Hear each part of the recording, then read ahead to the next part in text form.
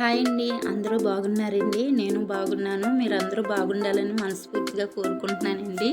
ఈరోజు అయితే నేను మరువం మొక్క గురించి చెప్దాం అనుకుంటున్నానండి. ఈ మొక్కకి పువ్వులు వస్తాయా అని అడిగారండి. పువ్వులు అయితే పూస్తాయండి. దీనికి చిట్టి చిట్టి కాయలు వస్తాయండి. దాన్ని చిన్ని పువ్వు వస్తుందండి. చాలా అంటే చాలా చిన్నగా ఉంటుందండి. ఆ పువ్వు వైట్ కలర్లో ఉంటుంది. స్మెల్ అయితే చాలా బాగా వస్తుందండి. మా పెరట్లో పెట్టుకున్నామండి, లోపలికే ఉంటుంది. ఇవి మన ఇంట్లో కూడా పెట్టుకోవచ్చండి. మొక్కలు మరో మొక్క ఇంట్లో పెంచుకుంటే చాలా బాగుంటుంది. చూడండి, కాయలు చిట్టి చిట్టి కాయలు, దాని నుంచి అగొండి ఫ్లవర్స్ అలా వస్తాయండి. పువ్వులు చాలా అంటే చాలా బాగుంటాయండి.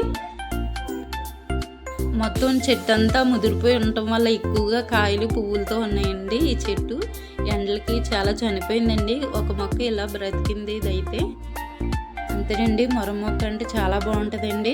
అది ఎండిపోయి నాకు దూపం కూడా వేసుకోవచ్చు ఇంట్లో సాంబ్రాణి కింద. ఇది మా మనీ ప్లాంట్ అండి. పసుపు మొక్కలు, కలబంద పసుపు మొక్కలు పెంచుతున్నానండి నేనైతే. పసుపు చాలా ఉందండి. 1 కేజీ ఉంటుందండి పసుపు కొమ్మలు లోపల. పచ్చి పసుపు అండి. చాలా అంటే చాలా స్మెల్ వస్తుంది. ఆ మొక్క చాలా మంచిదండి అది. ఇవైతే దానిమ్మ చెట్టు అండి, మాదేనండి.